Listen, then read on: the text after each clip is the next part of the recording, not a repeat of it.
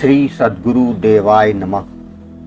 भाइयों बहनों, जिस तरह भक्त के लिए भगवान ही सब कुछ होता है, उसी तरह भगवान के लिए उसका भक्त होता है। वो अपने भक्त को कभी पीड़ा में नहीं देख सकता, तुरंत उसका कोई निवारण कर देता है। यहाँ तक कि अगर भगवान के लिए भक्त ने किसी से उधार भी लिया है तो भगवान उस उधार को भी चुकता करने आया रहते हैं। आज एक ऐसी ही सत्य घटना आपको लेकर आया हूं आपके लिए। इस कथा को पूरा जानने के लिए इस वीडियो को आखिर तक अवश्य देखिएगा।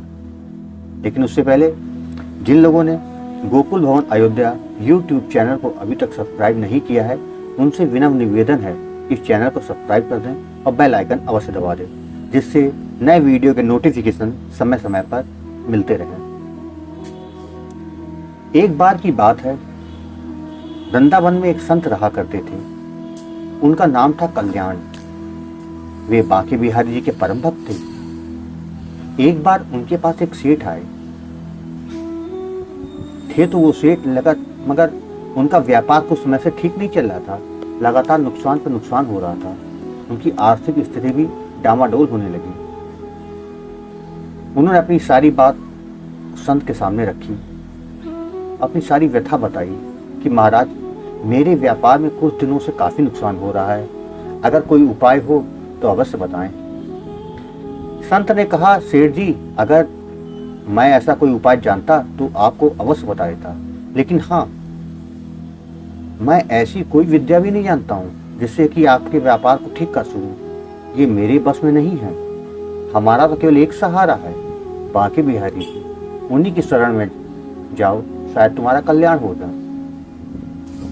इधर इनकी बात हो पा रही थी कि बिहारी जी के मंदिर के पट खुलने का समय हो गया।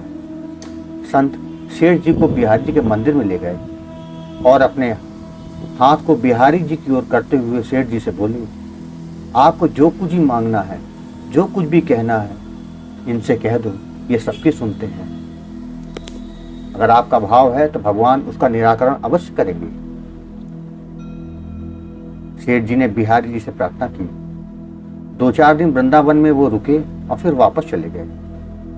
कुछ समय बाद सेठ जी का व्यापार धीरे धीरे ठीक होने लगा। अब सेठ जी समय समय पर बिहारी जी के दर्शन करने वृंदावन को आने लगे।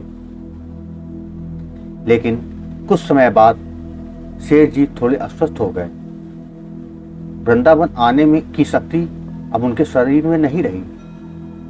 एक बार उसका एक जानकार वृंदावन धाम की यात्रा को जा रहा था। जब ये बात सेठ जी को मालूम पड़ी तो उनको बड़ी प्रसन्नता हुई। सेठ जी ने उसे कुछ पैसे दिए, लगभग 750 रुपये, और कहा, ये धन तू बिहारी जी की सेवा में लगा देना और उनको पोशाक धारण करवा देना। वो भक्त जब वृंदावन आया तो उसने सेठ जी के कहे अनुसार बिहारी जी के लिए पोशाक बनवाई और उनको भोग भी लगवाया। लेकिन इन सारी व्यवस्था में थोड़ा धन ज्यादा खर्चा हो गया। लेकिन उस भक्त ने सोचा, चलो कोई बात नहीं, थोड़ी सेवा बिहारी जी की हमसे भी बन गई है। वो बड़ा खुश हुआ। अब इधर मंदिर बंद हुआ तो बिहारी जी रात को सेठ जी के स्वप्न में पहुंच गए। सेठ जी को स्वप्न में बिहारी जी ने कहा, तुमने जो मेरी लिए सेवा भेजी थी वो मैंने स्वीकार कर दी है, लेकिन उस सेवा में 249 रुपए ज्यादा लगे हैं।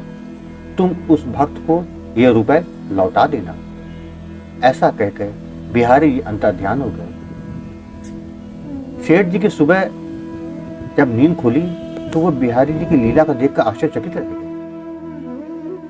सेठ जी जल्द से जल्द तैयार होकर उस भक्त के घर पहुंच गए और उसको सारी बात बताई।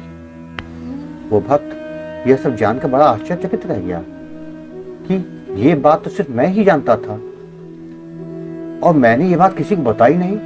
फिर ये सेठ जी को कैसे मालूम पड़ी कि सेठ जी ने उसको 249 रुपये और देने हैं।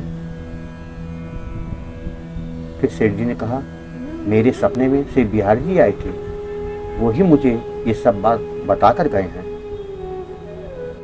यह लीला देखकर वो भक्त खुशी से मुस्कुराने लगा।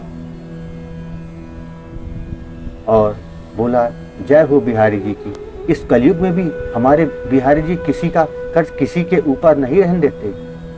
जो एक बार इनकी शरण ले लेता है फिर उसे किसी और से मांगने की जरूरत नहीं पड़ती, उसको सब कुछ मिल जाता है।